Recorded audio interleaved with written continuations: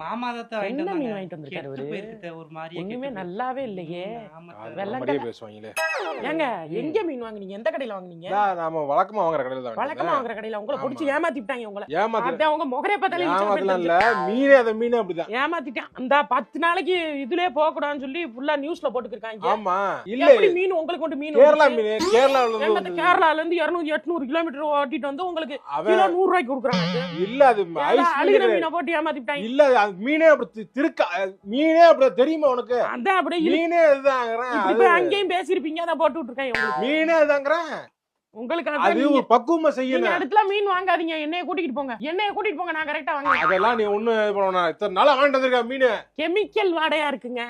Chemical வாடையா மீன் இருக்கு. வாடையா அப்படிதான்.